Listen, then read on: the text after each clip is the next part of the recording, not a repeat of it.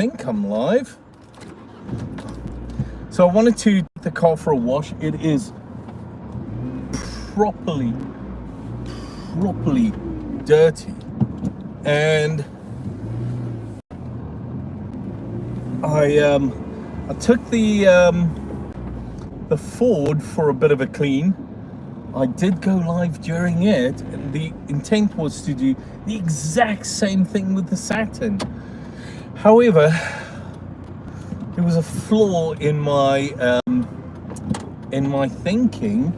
Now, I noticed this morning the spot free did not dispense, so I take it they were busy fixing it. So the one machine was dead, and the other one had a line of cars behind it. So I'll just take it for a bit of a wash after I picked up Zach. It should be fine. And just like that, across the road. So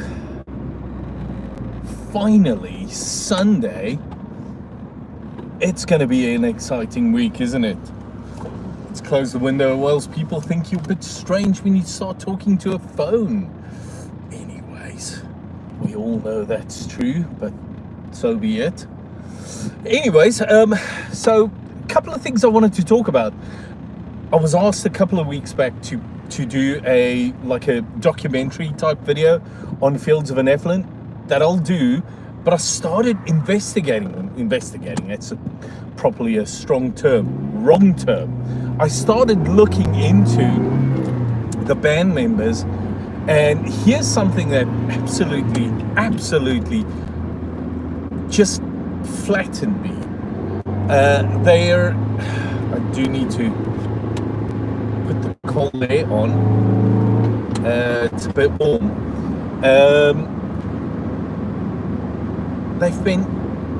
They started in 1984. How cool is that? 1984. Cole McCoy is, I think, the only member who stayed throughout Fields of an Effluent's history.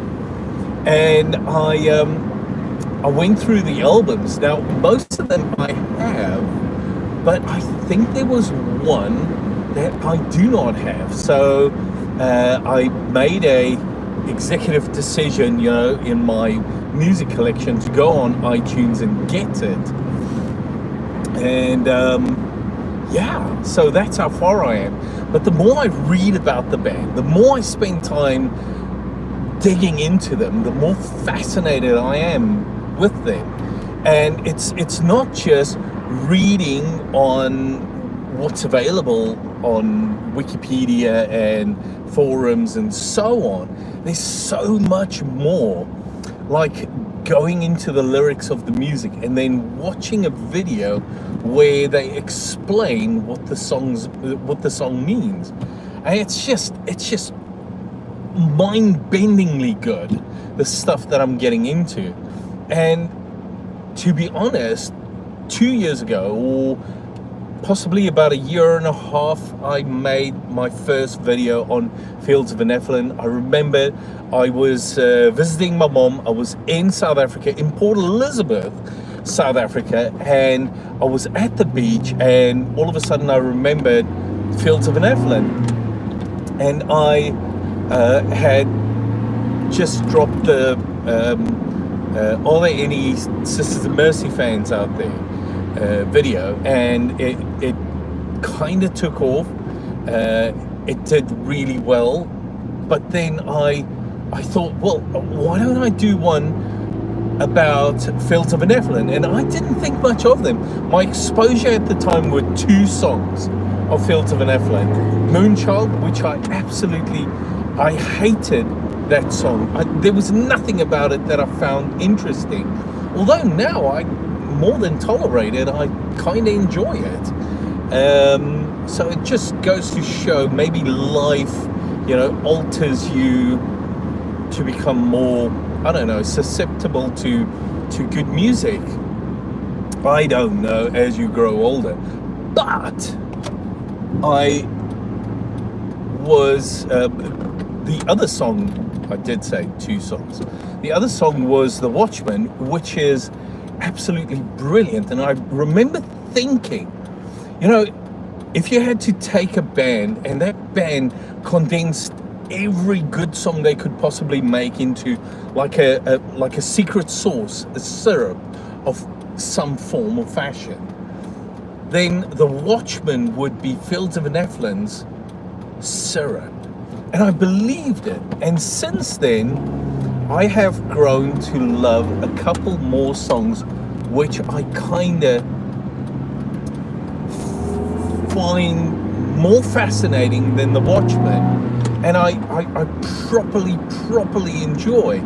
So, long story short, the first video I made of Fields of Nephilim I was completely ignorant. Totally, utterly and completely.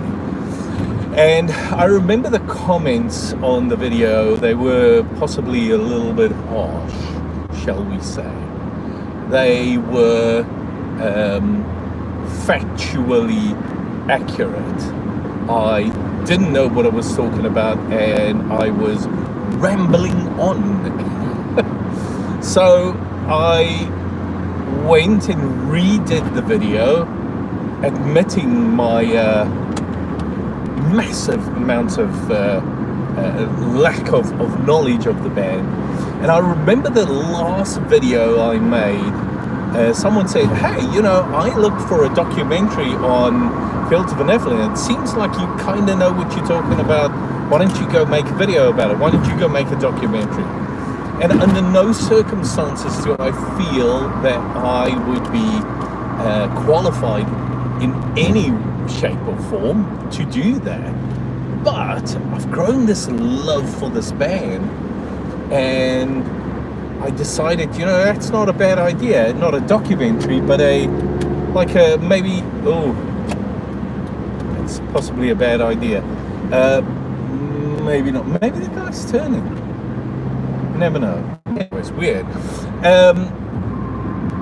But I thought to myself, it's not a bad idea. Maybe not a documentary. Maybe just like an overview of the band. And I'm kind of looking forward to it. So I've been digging into it quite a bit. Maybe the person just has the turn signal on, like a permanent fixture. There we go. That took care of it. But yeah, long story short, I decided to make a little video about it, and I've been doing my my bullet pointing and so on, and it is just mind-blowingly fascinating.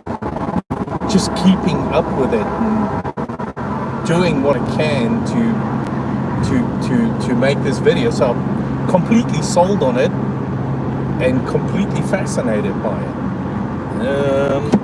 Let me just move the air to me and not my feet. My toes are frozen.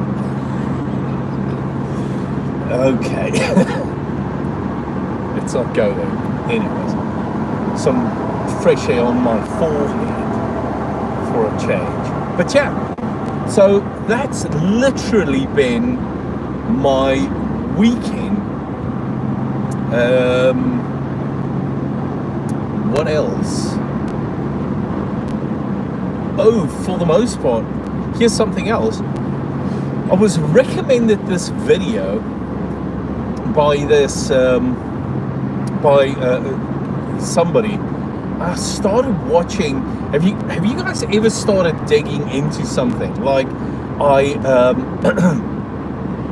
started looking into like Fields of Nephilim, and then I ended up, for some weird reason, on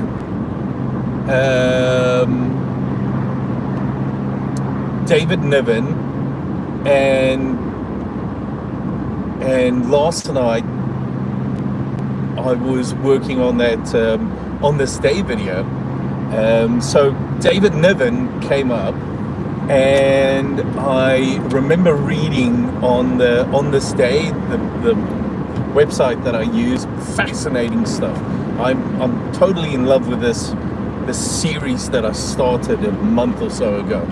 But I mean, I am more sold on reading through it on a daily basis. It's almost like a form of inspiration on a daily basis. But I started reading this, and they were talking about Casino Royale, and I've spoken about this quite a few times, but what I do is I go on eBay and I buy like bulk VHS tapes or bulk DVDs and so on. So I have like just a ton of these videos, DVDs and so on, and one of them was Casino Royale, and as I read it, it was like, no way. Now, I forgot that this was a comedy originally.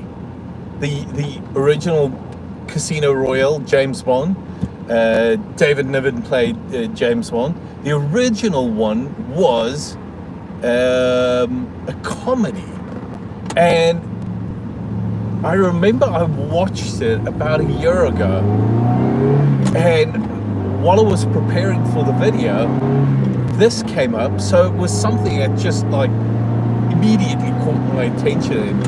It's funny how the brain starts connecting certain things. So David Niven and Peter Sellers, I don't know whether you guys knew this, but they played both in the original Pink Panther. Peter Sellers was Inspector Clouseau. David Niven, he was the thief that stole the Pink Panther. And it got me thinking, hold on, you know? We're always so focused on the newest stuff. But I haven't watched the Pink Panther in possibly years, which is sacrilege.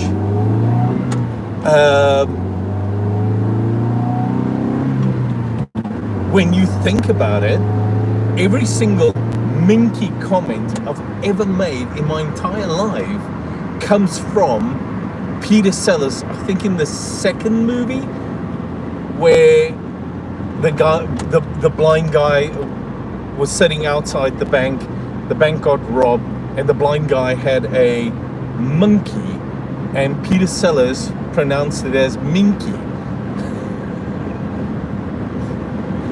But anyways, regardless of that, it's hilarious. These movies are treasures that, why am I not watching it? And why am I not exposing my little haven to Peter Sellers's The Pink Panther? I am depriving my little daughter from possibly the funniest movie from my youth. So anyways, long story short, I don't know how much of it she'll enjoy. Might be above, a little bit above her, beyond her. And here's the other thing, she didn't grow up with British humor. She grew up here in the US, like my boys. They grew up here in the US. They didn't grow up with British humor, so they've never been exposed to it. And it's an outright crime that I'm admitting to, not having my children watch the Pink Panther. There's another Peter Sellers film that I haven't watched in possibly years, The Party. Now, The Party, I'm not going to explain it, because I don't think, I'm sorry for the sun, sorry about that. I don't think YouTube, hello, sorry. I don't think YouTube would appreciate, sorry for the sun, by the way. I have no control over that. But I don't think YouTube would take kindly to me explaining what happens in The Party. But it's possibly one of the funniest plots I've ever watched in my entire life. It is so worth watching, and I, to be honest, have not watched this in possibly 4 or 5 years. I know I've been 4 or 5 years in my current house, and am I back? Hopefully I am. Oh, that's a bright sun. There we go.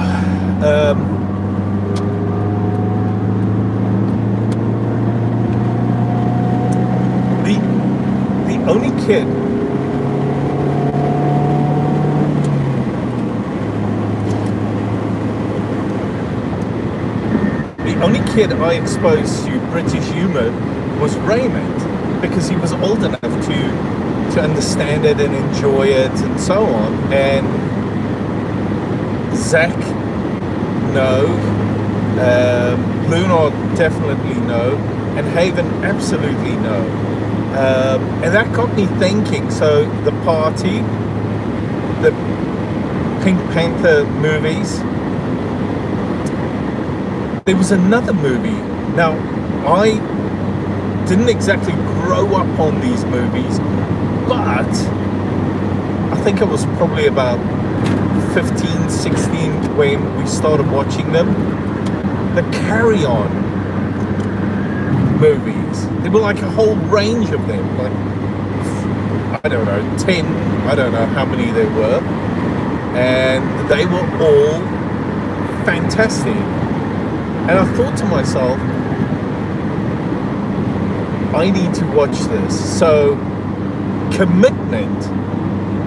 I'm thinking Wednesday night, I'm going to grab the kids and say to them, Dad needs to show you a movie. You need to watch this. Now, I don't know whether their short YouTube short span would survive sitting down for 2 hours and watch a movie. But I'm going to attempt it. I know it didn't work with Zach. We watched Wayne's World. He didn't find the humorous part humorous. He didn't find the humor in it. I mean, my little boy, he's nothing like me. Nothing. Anyways. But that's basically it. I understand my shortcoming.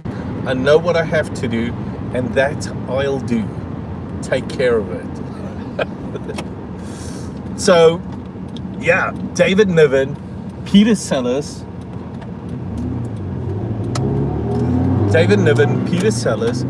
absolute gems, absolute geniuses. And easy, Tiger. I'm doing 45, and this is a 40 zone. Here we go. Down to 40. Oh, that was not me. I think that's the BMW in front of me. Sounds like it's coughing a bit. Anyways,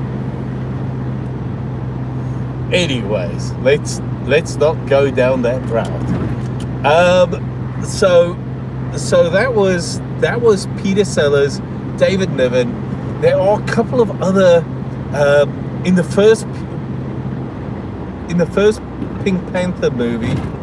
I think it's Robert Wagner, who also plays in the movie, and what was Peter Sellers' wife, Inspector Clouseau's wife? What was her name? I think she was like a model or something. Cappuccino or something? Cappy something, I forget. I'll go look it up. But yeah, fascinating stuff. So made a decision. My kids who have completely American sense of humor, I'm going to introduce them 100% to British humor, the stuff I grew up on, the stuff that makes complete sense in my head. And here's the other thing. So I may have to explain it a bit to the kids, but But if I do, I mean, that takes the funny bits out of it, doesn't it? Hold on, let me see. I hope you have great summer. Yeah, thanks. I definitely, I have the AC running. It's just, the weather is gorgeous. We're busy setting up the pool. I'm still not done with it. Oh, for crying in a bucket, don't even go there. Haven, like, she tries to help. Her trying to help causes so much mayhem. The boys get upset with her. I have to break them up. Yeah, yours as well, by the way. I hope you have a magnificent summer. Just brilliant. She sows so much destruction with my my pool plans. Long story short, the pool developed a small little tear. I bought a whole bunch of these patches to fix it, which I've been working really hard at getting fixed.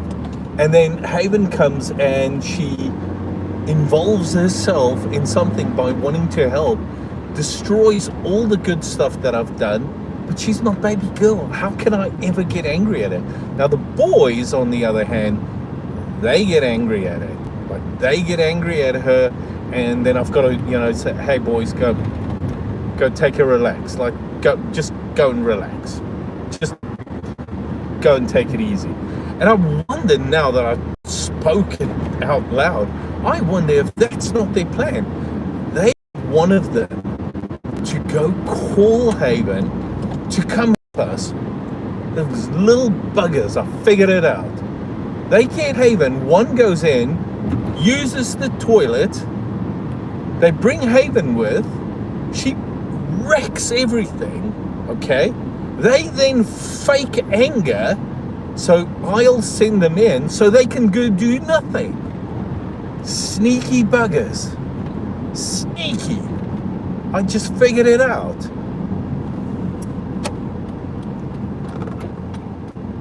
I'll have a conversation with Haven.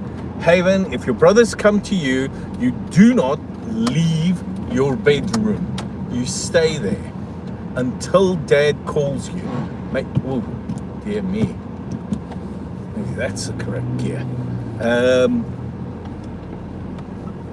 So that's what I'll do. I just figured it out.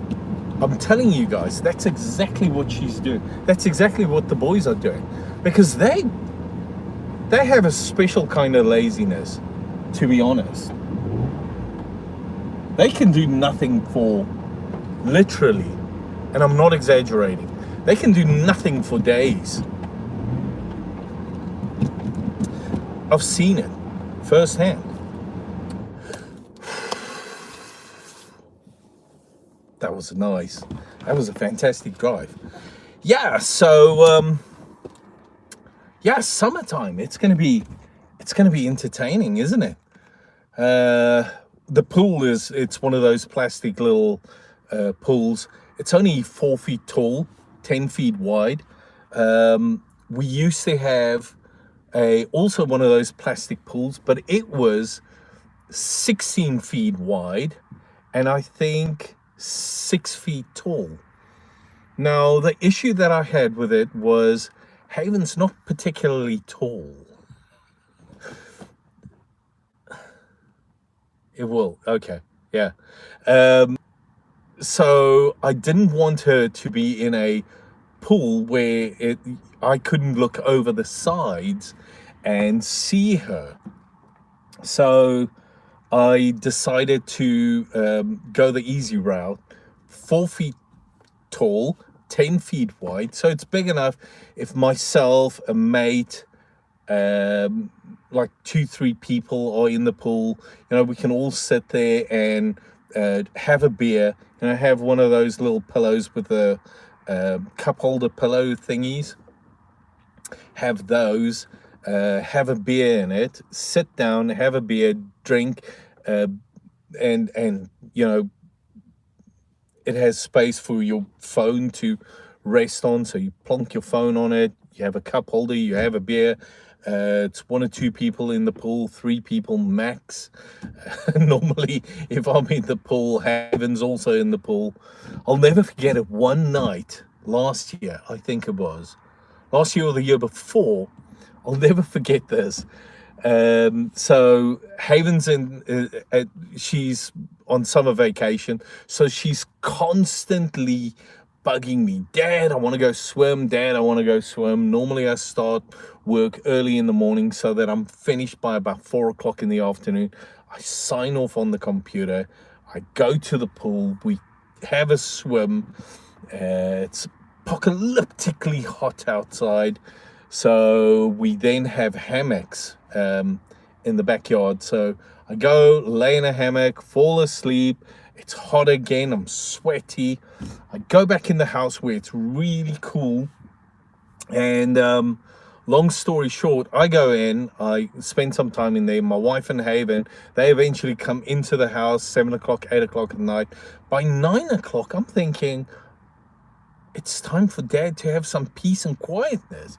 So the sun hasn't set yet at that stage. Hadn't set at that stage. So I'm sneaking out the kitchen, close the kitchen door, close the, I don't know, the glass door. I'm in the pool. I'm sitting there, and it had to have been like 2 minutes, maybe 2 minutes of just enjoying the peace. And I see Haven going into the kitchen because I can see into the kitchen. I'm thinking, okay, if you're still and you don't move, which I don't in any case, but if you just take it easy, Haven won't spot you. My goodness, she walks in and you can see her jump up like this. Happily, she runs out of the kitchen, which I can only assume was to go get dressed, back into her costume. Didn't take all but 30 seconds. She was back at the kitchen door, out the kitchen door. Dad, why didn't you tell me you were swimming again? Peace and quiet be gone. Haven took over. Have a lovely Sunday night. Hope you have a fantastic weekend, or had a fantastic weekend and a fantastic week. Thanks for joining. You too. Cheers. Yeah. So that was my summer last year. I'm thinking this year, my brother-in-law and my mother-in-law, they're coming to visit in a couple of months. I think I have everything fairly finished and ready for them. Cheers, mate. I think I have everything kind of ready and finished for them. So I need to open a window. There we go. Much better. And now it's just setting up the pool. But now that I've figured out what the boys' strategy is, I can combat it. I'm thinking we can finish the pool tonight. Once the pool's finished, I can fill it up with water. All I'll do is I'll tell Haven, do not come outside. Don't come outside. And then hopefully I can get an hour or two in to do some further research on some of the stuff that I wanted to do. I'm researching the band Fields of Nephilim. It's just one of those fascinating things. And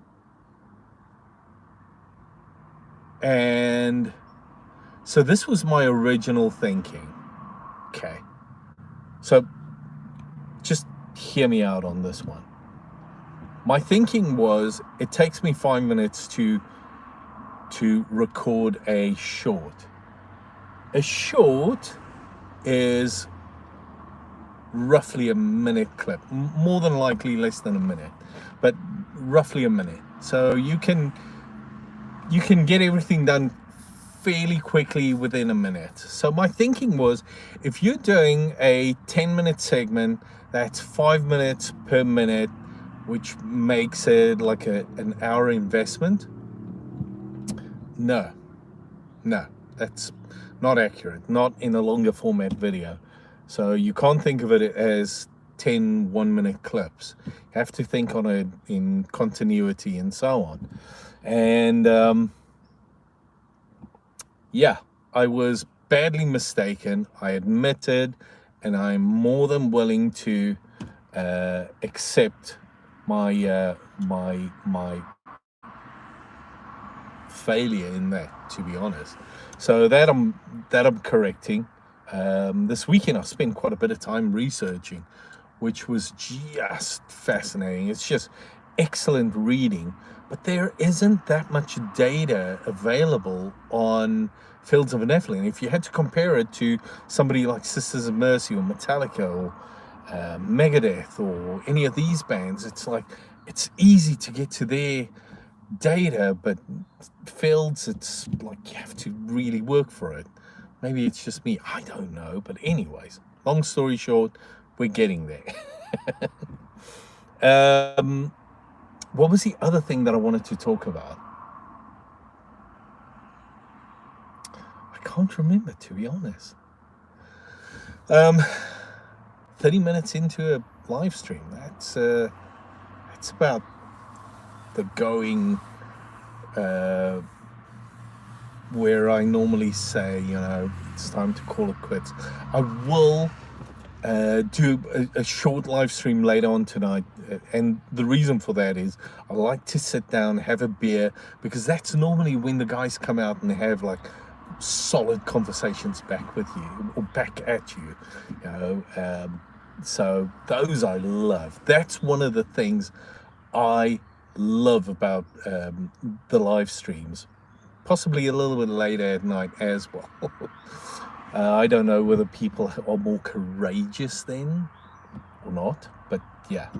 I did make one additional video which I posted on YouTube, but it's for it'll only go live tomorrow, where I talk about the Mike Tyson versus Jake Paul fight. I feel bad about it. I don't feel good about this fight. And apparently now, something I saw today, which is not part of the video obviously, but apparently now Jake Paul got hurt, so he will possibly not be able to have the fight on, what was it, July 6th, July 20th, I think it is. I think, wasn't it scheduled for July 20th? So if the kid got hurt, and then apparently also something else that I saw was he made a comment on Mike Tyson's daughter that sadly passed away.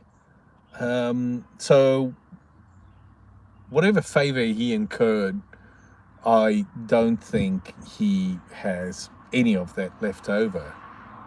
I think he set himself up for a spectacular failure. But anyways, that's, I mean, he can't win. Even if he walks away knocking Mike Tyson out, which I absolutely doubt will happen. But even if that happens, he's the idiot then that beat up on a 58-year-old. I can't see that working for him. And I don't think he ever thought this through. Like, I don't think there were two brain cells firing at the same time. I mean, for sure, he must have had PR managers or brand managers or somebody that advised him, like somebody that said, Jake Paul, explain to me your thinking picking a fight with Mike Tyson. I don't see where this works in his favor. I know they're not doing it for the money because it's an exhibition fight. But listening to Mike Tyson, he's taking this serious. Like, this is not something where he's saying, oh, I'm going to accept larger gloves or heavier gloves for that matter. This is not something where he's going to say, okay, well, we're going to have headgear. He made it very clear, this is a fight. And I don't think Jake Paul thought this through properly. I think he saw an opportunity and he went for it, and now regret setting in. It's the only thing that I can think of. That's the only thing that makes sense to me. But anyways, 5 minutes ago, I said, I think it's time to call the stream and, cut it. And then I started talking about Jake Paul and Mike Tyson. And Mike Tyson, obviously, is someone very special to me personally. My dad and I, we watched some of his fights. Yeah. So that's a special memory in my world, in my reality. So anyways, but I think this is a good time to call this stream. Thank you so much for joining. Thank you so much for being here. You guys were just absolutely fantastic. I'm gonna call the stream, and I will have a beer later, probably about 9 o'clock, 10 o'clock tonight, just before I go to bed or something. But anyways, guys, thank you so much for joining. Have a fantastic rest of your Sunday. Have a fantastic week ahead of you. If we don't talk again, do take care. Cheers.